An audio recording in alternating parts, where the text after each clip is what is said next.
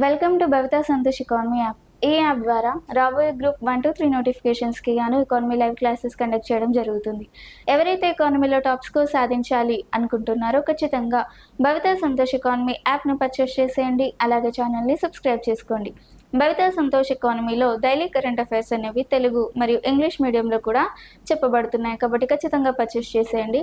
అలాగే భవితా సంతోష్ ఎకానమీలో మనకి తెలంగాణ మూమెంట్కి సంబంధించి అన్ని రకాల ఇన్ఫర్మేషన్స్ని కూడా ఇవ్వడం జరుగుతుంది కాబట్టి ఖచ్చితంగా పర్చేస్ చేసేయండి. అండ్ ఈరోజు భవితా సంతోష్ ఎకానమీలో డైలీ కరెంట్ అఫైర్స్కి సంబంధించి కొన్ని టాపిక్స్ని మనం మాట్లాడుకుందాం. దాంట్లో ఫస్ట్ టాపిక్ 2026 వింటర్ ఒలింపిక్స్కి సంబంధించి. మరి 2026 వింటర్ ఒలింపిక్స్ అనేవి ఎక్కడ నిర్వహించబడ్డాయి అంటే ఇటలీలో నిర్వహించబడ్డాయి. మరి ఇటలీలో ఏ నగరాలు దీనికి ఆతిథ్యం ఇచ్చాయి అంటే ఇటలీలోని మిలాన్ మరియు కోర్టినా అనే నగరాలు ఈ వింటర్ ఒలింపిక్స్ 2026కి ఆతిథ్యం ఇవ్వడం జరిగింది. మరి ఈ 2026 వింటర్ ఒలింపిక్స్ అనేవి ఇటలీలో ఫిబ్రవరి 6 నుంచి 22 వరకు నిర్వహించడం జరిగింది. మరి ఇందులో భాగంగా మొత్తం 8 క్రీడలు 116 మోడల్ ఈవెంట్స్ జరగడం జరిగింది. మరి 2026 వింటర్ ఒలింపిక్స్ లేదంటే ఈ వింటర్ ఒలింపిక్స్కి ఇటలీ ఆతిథ్యం ఇవ్వడం ఇది వరుసగా 3వసారి, లేదంటే వింటర్ ఒలింపిక్స్కి ఇటలీ ఆతిథ్యం ఇవ్వడం ఇది 3వసారి అని వివరించారు. So the 2026 winter Olympics are also known as Milano Cortina 2026. So this 2026 winter olympics were conducted in between February 6th to February 2022 and 2026. So this 2026 winter olympics was capitalized by Italy, hospitalized by Italy. So in this event totally 116 model events were conducted in 8 categories, in 8 or 16 categories. So around 116 model events were conducted in this event. So in that case totally 8 sports were conducted in 16 categories. 8 sports were conducted in 16 categories. And this is about 2026 winter Olympics. World thinking day. మరి world thinking డేని మనం ప్రతి సంవత్సరం ఫిబ్రవరి 22న జరుపుకోవడం జరుగుతుంది. మరి world thinking డేని మనము ప్రపంచవ్యాప్తంగా ఉన్న సుమారు 150 దేశాలలో గర్ల్ గైడ్స్ మరియు గర్ల్ స్కౌట్స్ మధ్య స్నేహాన్ని పెంపొందించడం కోసం, అలాగే వారిపై అవగాహనను పెంపొందించే ఉద్దేశంతో ఈ వరల్డ్ థింకింగ్ డేని జరుపుకుంటాం. మరి ఈ స్కాట్ మరియు గైడ్ ఉద్యమ వ్యవస్థాపకులైన లార్డ్ బాడెన్ పావెల్ మరియు లేడీ ఒలావ్ బాడెన్ పావెల్ ఇద్దరి పుట్టినరోజు ఫిబ్రవరి 22. కాబట్టి వీరి పుట్టినరోజు సందర్భంగా ప్రతి సంవత్సరం వరల్డ్ థింకింగ్ డేని మనం ఫిబ్రవరి 22 నాడు జరుపుకోవడం జరుగుతుంది. మరి 2026లో ఈ వరల్డ్ థింకింగ్ డే అనేది ఏ థీమ్తో ప్రారంభమైంది అంటే ఇది మన స్నేహం అనే థీమ్తో ప్రారంభమైంది. So in 2026 the World Thinking Day was celebrated every year on February 22nd. So the purpose of this celebration is to increase friendship and also raise the awareness in world issues. So in that case this year was celebrated in every year February 22nd. Why? Because the founder of Scout and Guide movement, Lord Baden-Powell and Lord Olavo Baden-Powell was born on February 22. So in that case this day was selected. So in that case every year we are celebrated World Thinking Day on February 22nd. So in 2026 this World Thinking Day was celebrated with the theme of hour friendship, hour friendship. And this is about world thinking day. Next exercise Vajra Prahar are exercise వజ్ర ప్రహార్ 2026. మరి exercise వజ్ర ప్రహార్ అనేది భారతదేశం మరియు US మధ్యలో ఒక ఉమ్మడి సైనిక వ్యాయామం లేదా విన్యాసం అని చెప్పుకోవచ్చు. మరి ఈ విన్యాసం అనేది 14వ ఎడిషన్. మరి ఈ విన్యాసం ఎక్కడ జరిగింది అంటే మేఘాలయలోని ఉమ్రాయ్ కాంట్మెంట్లో నిర్వహించబడడం జరిగింది. మేఘాలయలోని ఉమ్రాయ్ కాంట్మెంట్లో ఈ ఎక్సర్సైజ్ వజ్ర ప్రహార్ అనే నిర్వహించడం జరిగింది. So exercise Vajra Prahar 2026. So it is a joint military exercise in between India and America. So it is a 14th edition. So and this exercise was conducted in Meghalaya in Umrai cantonment. And this is about exercise Vajra Prahar 2026. Next 79th British Academy of Film and Television Arts. 79th British Academy of Film and Television Arts. మరి 79వ British Academy of Film and Television Arts అనేవి మనకి ఫిబ్రవరి 22, 2026 నాడు నిర్వహించడం జరిగింది. మరి ఇది ఎక్కడ నిర్వహించారు అంటే లండన్లోని రాయల్ ఫెస్టివల్ హాల్లో వైభవంగా నిర్వహించారు. ఎక్కడ? లండన్లోని రాయల్ ఫెస్టివల్ హాల్లో ఘనంగా నిర్వహించారు. మరి దీన్ని హోస్ట్గా ఎవరు వ్యవహరించారు? హోస్ట్ అంటే వాక్యాత లేదంటే యాంకరింగ్ అని చెప్తాం. మరి హోస్ట్గా ఎవరు వ్యవహరించారు అంటే మనకి Scottish నటుడైన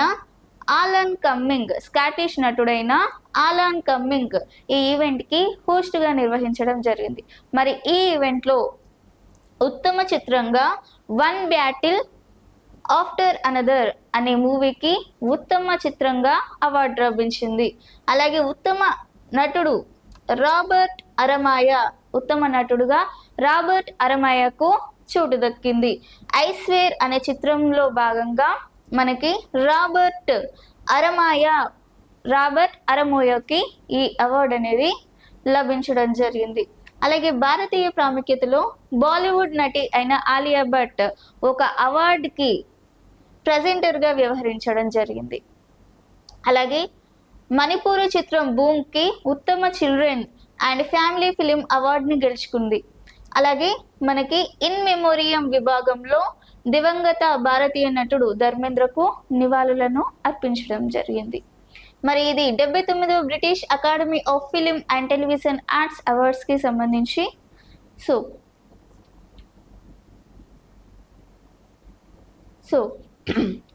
79th British Academy of Film and Television Arts were conducted in February 22, 2026 in London in Royal Festival Hall. So in this event Alan Cumming was worked as a host in this event. So in this event One Battle After Another movie is selected for the best movie in this award, and Robert Aramayo is selected best actor for Icewear movie. So and also Manipur movie Boom is also selected Best Children's and Family Film Award, and Dharmendra. So this is about 79th British Academy of Film and Television Awards ki sambandhinchi. Next Women's Asia Cup Rising Stars 2026. మరి మహిళా Asia Cup Rising Stars 2026 టైటిల్ని India A జట్టు కైవసం చేసుకుంది. ఈ Asia cup ఏదైతే ఉందో ఈ ఆసియా కప్ అనేది ఫిబ్రవరి 22, 2026 నాడు ఫైనల్స్ని నిర్వహించడం జరిగింది. మరి ఫైనల్స్లో భాగంగా ఇది థాయిలాండ్లోని బ్యాంకాక్లో టెర్త్ థాయ్ క్రికెట్ గ్రౌండ్లో బ్యాంకాక్లో మనకి ఈ women's Asia Cup Racing Stars 2026లో ఫైనల్స్ని నిర్వహించడం జరిగింది. మరి థాయిలాండ్లో నిర్వహించిన ఈ ఫైనల్స్లో భారత్ అనేది బంగ్లాదేశ్పై దాదాపుగా 46 పరుగుల తేడాతో దేశంలో విజయం సాధించడం జరిగింది. Women's Asia Cup Racing stars 2026 మనకి ఈ మహిళల ఆసియా కప్ రేసింగ్ స్టార్స్ 2026 అనేది భారత్ బంగ్లాదేశ్పై 46 పరుగుల తేడాతో విజయాన్ని సాధించింది. మరి 46 పరుగుల తేడా అనేది మనకి ఈ తేడాతో విజయాన్ని సాధించి భారత్ వరుసగా రెండోసారి ఛాంపియన్షిప్గా నిలవడం జరిగింది. మరి ఈ ఈవెంట్ అనేది లేదంటే ఈ ఆసియా కప్ రేసింగ్ స్టార్స్ అనేది ఎక్కడ నిర్వహించారు అంటే మనకి థాయిలాండ్లోని బ్యాంకాక్లో నిర్వహించడం జరిగింది. So women's Asia Cup Racing stars 2026 మరియు women's Asia Cup Racing stars 2026 was conducted in Thailand in Bangkok. So in that case, the finals were conducted on February 22, 2026. So in this Asia Cup Racing Stars, India was won on Bangladesh team with 46 runs. So in that case, India is won championship second time. So India won championship in second time in Women's Asia Cup Racing Stars 2026. Next, ఒడిస్సాలో RBI high security data సెంటర్ని ఏర్పాటు చేశారు. మరి RBI builds high security data centre in ఒడిస్సాలో అత్యంత ఆధునికమైన మరియు ఆధునిక భద్రతా డేటా సెంటర్ల వివరాలు ఏర్పాటు చేయడం జరిగింది. మరి ఒడిస్సాలో ఆర్బీఐ హై సెక్యూరిటీ డేటా సెంటర్ని ఏర్పాటు చేస్తుంది. మరి ఒరిస్సాలో ఎక్కడ ఏర్పాటు చేస్తుంది అంటే మనకి ఒరిస్సాలోని భువనేశ్వర్లో ఖోర్దా జిల్లాలో 18.55 ఎకరాల విస్తీర్ణంలో ఈ హై సెక్యూరిటీ డేటా సెంటర్ని ఏర్పాటు చేస్తున్నారు. మరి ఈ హై సెక్యూరిటీ డేటా సెంటర్ అనేది Tier 4 ప్రమాణాలతో నిర్మించబడుతుంది. మరి ఇది అత్యాధునిక స్థాయి విశ్వసనీయ మరియు భద్రతను కలిగి ఉందంట. మరి RBI high security data centre ఏదైతే ఉందో మరి దీన్ని ఎందుకోసం ఏర్పాటు చేస్తున్నారు ఒడిస్సాలోని భువనేశ్వర్లో ఖోర్దా జిల్లాలో అంటే కరెన్సీ మేనేజ్మెంట్ కోసం, అలాగే పేమెంట్ మరియు సెటిల్మెంట్ సిస్టమ్స్ వంటి కీలక ఆర్థిక కార్యక్రమాలను నిర్వహించడానికి ఇది ఉపయోగపడుతుంది. అంటే కీలక ఆర్థిక కార్యకలాపాలను నిర్వహించే ఉద్దేశంతో ఆర్బీఐ ఈ హై సెక్యూరిటీ డేటా సెంటర్ని ఒరిస్సాలో ఏర్పాటు చేస్తుంది. RBI builds high security data centre in Odisha. High security data centre in Odisha.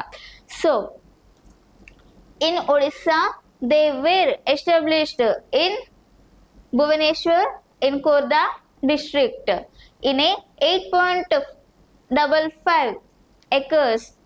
So in the area of 8.55 acres they were conducted high security data center in Odisha.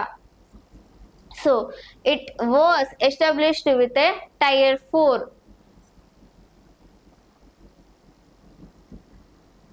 So the main purpose of this high security data center establishment is to currency management and payment and settlement systems.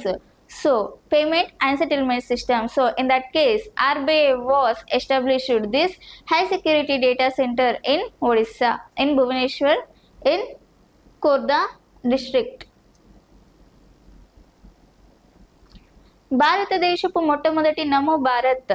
మరి భారతదేశంలో మొట్టమొదటి నమో భారత్ అంటే మనకి భారతదేశపు మొట్టమొదటి regional rapid transit systems కారిడార్ని నమో భారత్ అని అంటాం. మరి నమో భారత్ని భారత ప్రధానమంత్రి నరేంద్ర మోడీ February 22, 2026న మొత్తం జాతికి అంకితం ఇవ్వడం జరిగింది. మరి ఇది ఢిల్లీలోని మిరాట్ మధ్య వరకు విస్తరించి ఉంది. లేదంటే ఢిల్లీ నుంచి మీరట్ మధ్య ప్రయాణ సమయాన్ని గణనీయంగా తగ్గిస్తుంది. ఢిల్లీ నుంచి మీరట్ వరకు వెళ్ళే ప్రయాణ సమయం ఏదైతే ఉందో దాన్ని గణనీయంగా తగ్గిస్తుంది. మరి ఢిల్లీ నుంచి మీరట్కి వెళ్ళడానికి సమయం ఎంత పడుతుంది అంటే దాదాపుగా ఈ పూర్తి మార్గాన్ని దాదాపు 55 నుండి 58 నిమిషాలలో పూర్తి చేయవచ్చు. మరి దీని వేగం ఏదైతే ఉందో ఇది 180 కిలోమీటర్స్, అలాగే 160 కాగా నిర్వహణ వేగం అనేది 160 కిలోమీటర్ల వరకు ఉంటుందట. దీని వేగం 180 కిలోమీటర్లు, మరి దీని నిర్వహణ వచ్చి 160 కిలోమీటర్స్ వరకు ఉంటుందంట. సో భారతదేశపు మొట్టమొదటి నమో Bharat. So, India's first Namo Bharat Regional Rapid Transit System. Regional Rapid Transit System. It was known as Namo Bharat. So, it is a semi-high-speed rail network designed to connect major urban nodes across the national capital region. So, it was the entire 82.15 kilometers Delhi Ghaziabad Meerut corridor was fully dedicated to the nation by the Prime Minister Narendra Modi on February 22, 2026. So, Prime Minister Narendra Modi was fully dedicated to the nation on February 22, 2026. 2026. What is? So, RRTs was fully dedicated by the Prime Minister Narendra Modi on February 22nd, 2026. And this is about India's first Namo Bharat RRTs. India Chip Private Limited శంకుస్థాపన greater Noida. మరి greater నోయిడాలోని jowar ప్రాంతంలో ఈ India chip private limited శంకుస్థాపనని ప్రధాని నరేంద్ర మోడీ నిర్వహించడం జరిగింది. మరి ఇది ఎప్పుడు శంకుస్థాపన చేశారు ప్రధాని నరేంద్ర మోడీ అంటే ఫిబ్రవరి 21, 2026న ప్రధాని నరేంద్ర మోడీ వర్చువల్గా దీన్ని ప్రారంభించడం జరిగింది. మరి ఈ ఇండియా చిప్ ప్రైవేట్ లిమిటెడ్ శంకుస్థాపనకి దాదాపుగా 3,500 వరకు కోట్లను వెచ్చిస్తున్నారు. మరి ఇది హెచ్సిఎల్ గ్రూపు మరియు ఫాక్స్కాన్ మధ్య కుదిరిన జాయింట్ వెంచర్. మరి దీనిలో భాగంగా ఈ చిప్ ప్రైవేట్ లిమిటెడ్ శంకుస్థాపనని నిర్వహించడం జరిగింది. మరి ఇందులో భాగంగా ఈ కేంద్రం నెలకు 20,000 వేఫర్లను అలాగే 20,000 వేఫర్లను ప్రాసెస్ చేయగలదు. అలాగే నెలకు సుమారు 3.6 కోట్ల డిస్ప్లే డ్రైవర్ చిప్లను ఉత్పత్తి చేసే సామర్థ్యాన్ని కలిగి ఉందంట. India chip private limited foundation stone greater Noida. So India chip private limited foundation stone was done by Prime Minister Narendra Modi on February 21, 2026 in Greater Noida in Jawar. So the project involves an investment approximately 3,700 crores.